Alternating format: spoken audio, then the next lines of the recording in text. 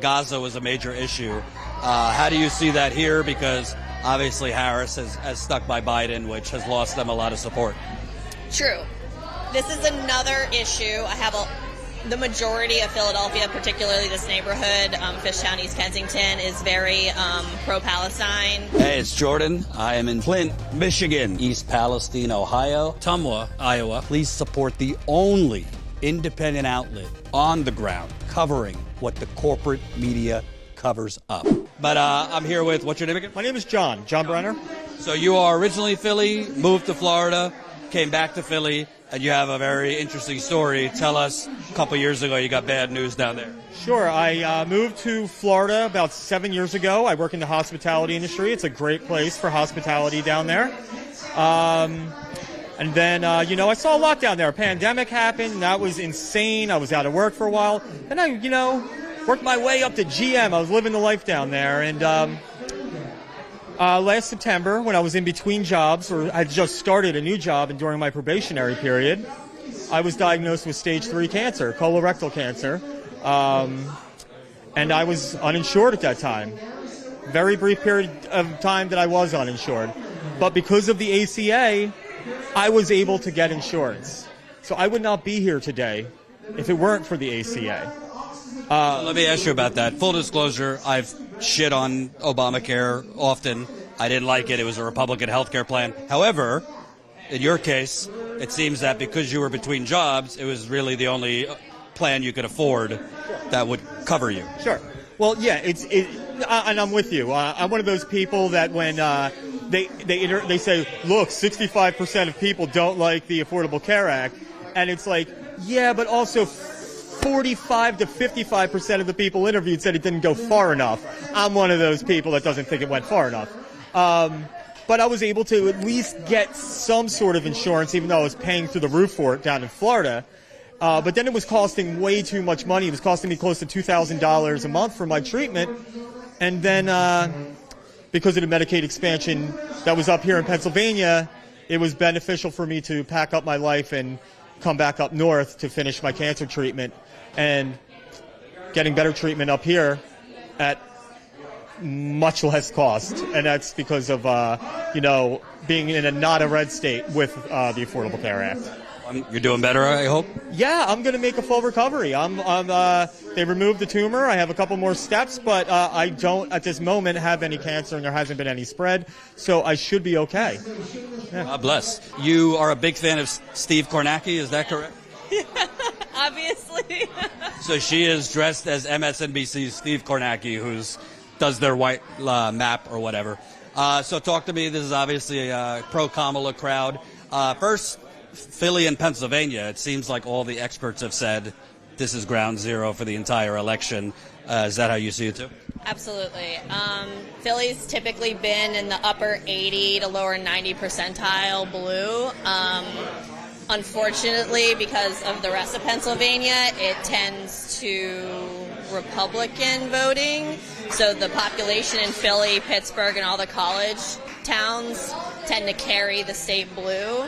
As we saw in 2016, it didn't go that way. It was a lot of undecided suburban women, I think they were attributing it to. So Philly's been working like overtime on trying to make sure that the vote's coming in for Kamala. I think Biden dropping out of the race helped tremendously, especially with the minority vote that may have been swayed because of a myriad of reasons.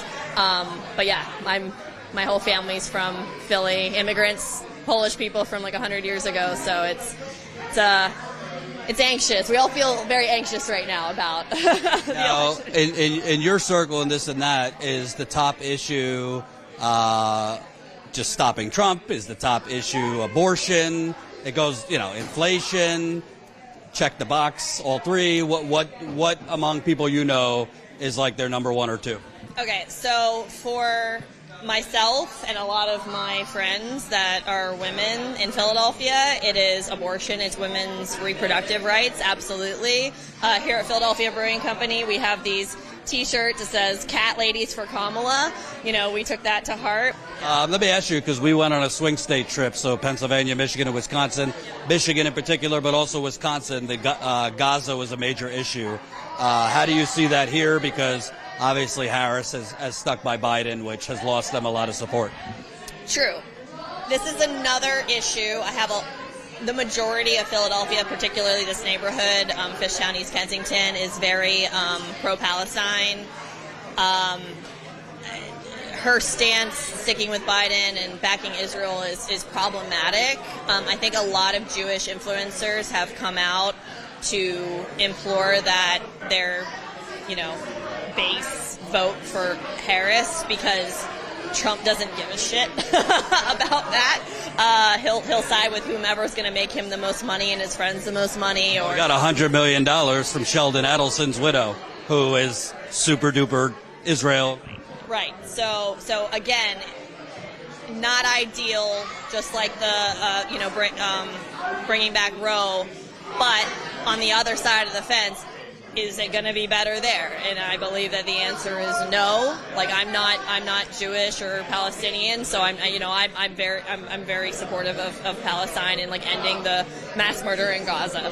But I don't believe that Trump would be helpful in changing the rhetoric there or ending the war in Gaza. So I believe that that's going to have to be top on her list if she were to win this election. It's a sticky situation, and they're very upset, and it's understandably so. And I have Jewish in-laws, and they're incredibly kind people. And I have close friends who have lost family members that are Jewish, that have lost family members in that area. And I've taught with Palestinian teachers. Again, in the school that I worked at in North Philly, 3 teachers that I work with were Palestinian, and they were wonderful people. And I don't know. There's so much hurt on every side, and I understand. They've lost their homes, they've lost their businesses, some of them have lost the majority of their family, where there's only 1 or 2 members of their family left. There's nothing even to go back to in Gaza. There's nothing to go back to. I have no idea. But I have no idea how to solve that crisis. But I think her not offering more did hurt her. Where do things go from there? Because obviously you had the Resistance 1.0, which I think parts of became a bit of a grift. But what do people do after their initial shock and depression?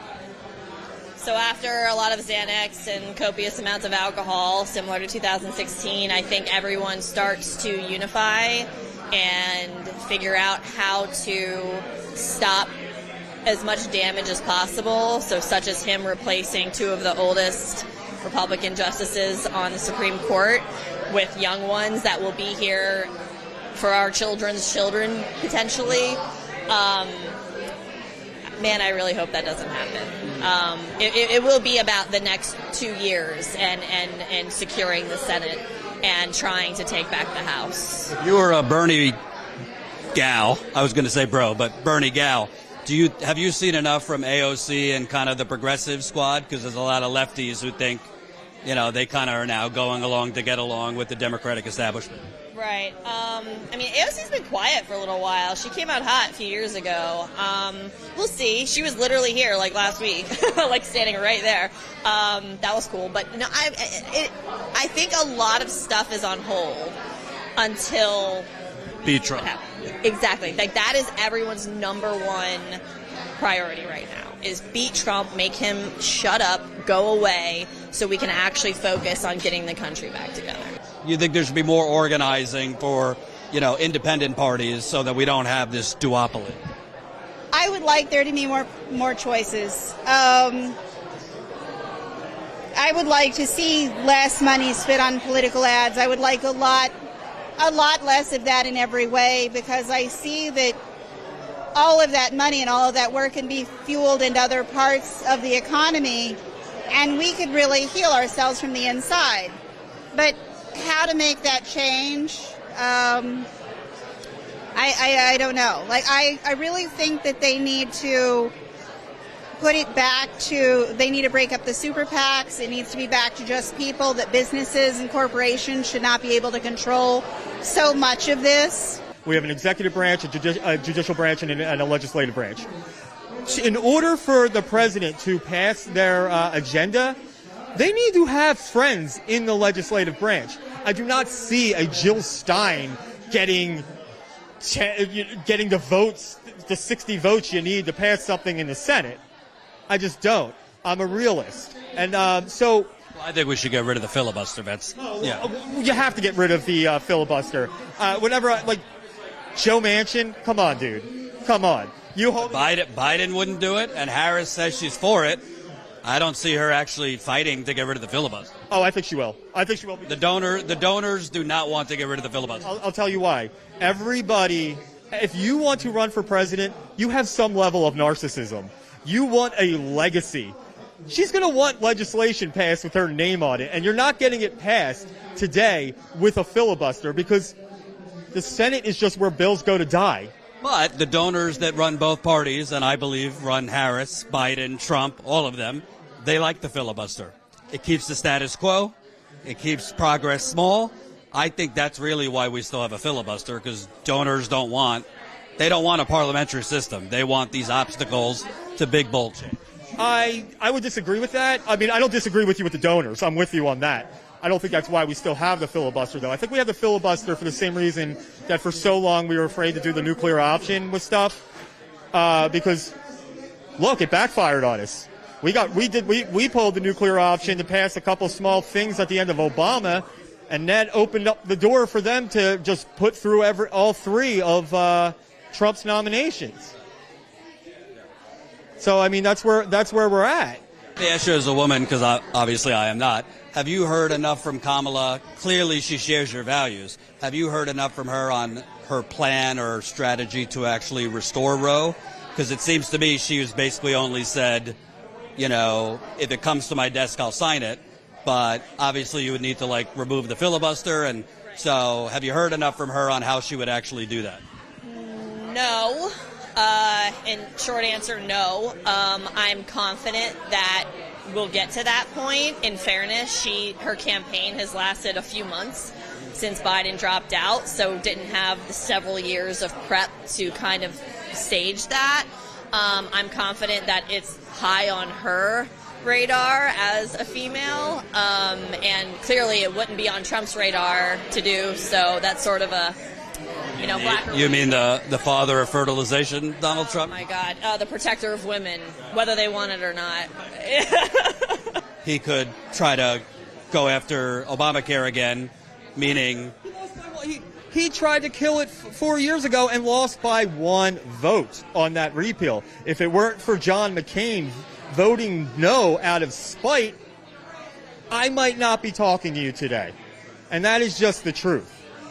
That is the truth. So I take this very seriously, and I'm happy that it was always my cause. Healthcare was always my cause. Even when I was even when I considered myself a young Republican when I was in high school, just to rebel against my liberal parents. I had Alex P. Keaton syndrome, and then by the time I got to voting age, I never voted Republican. But even back then, I was always universal healthcare because, as Donald Trump even said, a quarter century ago, we should have universal health care, so it shouldn't be on the employer. And he didn't mean that out of good intentions, but I agreed with him on that. It shouldn't be up to an employer. A small business owner having to pay for medical insurance. Their employees should, and that gives you more freedom to do what you want.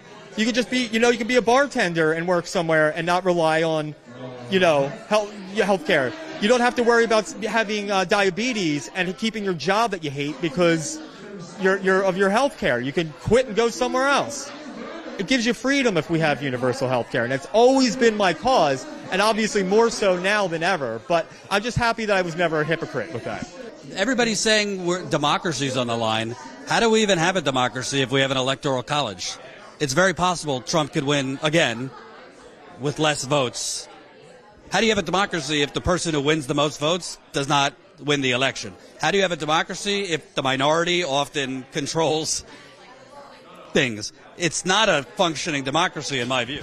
No, the talking point that conservatives like to use now as when they say, well, we're not a democracy, we're a republic. That is true. But we're supposed to be a democratically elected representative republic, which is supposed to be what we are. Now, you're talking to the person who was hoping so hard in 2016 that Hillary Clinton was going to win the electoral vote and lose the popular vote, which would get Republicans on side of killing the Electoral College. Because that's the only way it happens. If Trump, I don't want anything happening. I just want us to win everything tonight. But the Electoral College is terrible. It was made for terrible reasons. But the problem is you need a constitutional amendment to end the Electoral College. And that, for good and bad reasons, a constitutional amendment is almost impossible to get done, and especially in our divided country. So while I agree with you, we can't call ourselves a true democracy with the Electoral College. I don't see it ending anytime soon. Let's just concentrate on winning on the way it's done. And you know what? Let's concentrate on campaign. Here's the thing. A state like Texas is not out of reach anymore, but we don't spend any money there because of the Electoral College. Let's start campaigning in places that we're not supposed to win. Let's use the Electoral College to our benefit instead of it hurting us all the time.